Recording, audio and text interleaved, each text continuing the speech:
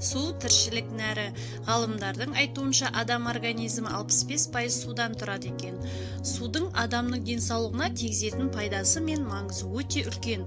Күніне 2 литр су ішу керек деген кеңестерді жиі естейміз. Бірақ оның зиянды әсері де бар. Ол қандай? Ең бірінші судың пайдасы туралы айтайық. Суды жеткілікті мөлшерде пайдаланған жағдайда ағзадан тұздар мен токсиндер шығарылады. Сондықтан жұқпалы аурулар мен улану кезінде көбірек ауыз суын ішу ұсынылады. Терінің сұлулығын сақтап қалу үшін үнемі таза су ішіңіз. Өйткені сусыз тері құрғап, өз серпімділігін жоғалтып, әжімдердің пайда болуына әкеліп соғады.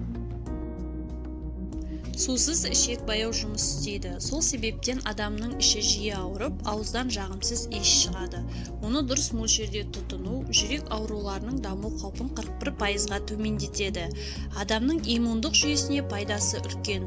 Суды аз ішетін адамдар әртүрлі ауруларға бейім болады. Тамақтану алдында 5-10 минут бұрын су ішсеңіз, сіздің тәбетіңіз жоғалады. Бұл арықтауға көмектеседі.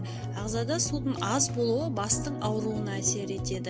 2 стакан сұйықтықты ішсеңіз, басыңыздың ауруы басылады. Судың зияны туралы да айтайық. Ағзада судың мөлшері тым көп болса, ол жүрек және бүйрекке жүктемені 2 есе арттырады. Тым ыстық қылдырып су ішу асқазанда ойық жара мен немесе панкреатиттің басталуына әкелуі мүмкін. Суық суды ішу зиянды, өйткені ол асқазан мен ішкі құрысты салқындатып, біраз уақыттан кейін ауруларға әкелуі мүмкін. Ауа райы ыстық болғанның өзінде жылы сұйықтық ішуге кеңес беріледі. Денсаулықты қалпына келтіретін тағы да бір қарапайым әдіс. Аш қарынға бал қосылған жылы су ішу. Бал қосылған су несімен пайдалы және оны қалай дұрыс ішу керек? Бал қосылған жылы су ең әуелі организмде табиғи процесті жандандырып, асқазанның жұмысын белсенді етеді. Кейбір мамандар алдымен аш қарынға су ішіп, сосын барып бал қосылған жылы су ішу керек деп кеңес береді.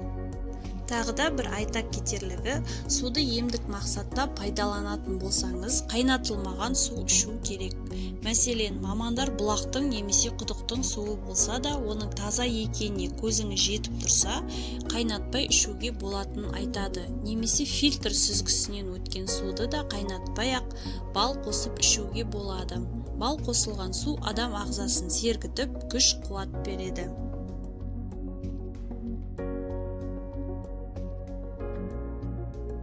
Лимон қосылған жылы судың пайдасы құрамында аскорбен кислотасының болуында.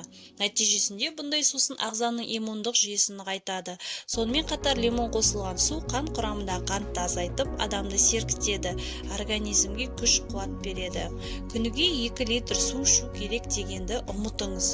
Адамның салмағына, физикалық белсенділігіне және өмір сүру салтына қарай әр адамның нормасы әртүрлі болады. Мысалға, 50 килограмм адамға 1,5 литр су ішу қажет, яғни 1 килограммға 30 миллиграмм. Оянғаннан кейін 1 стакан су ішкен дұрыс. Содан соң тамақ ішер алдында да 20-30 минут бұрын немесе тамақтанғаннан кейін 3 сағаттан кейін суды ішуге кеңес беріледі.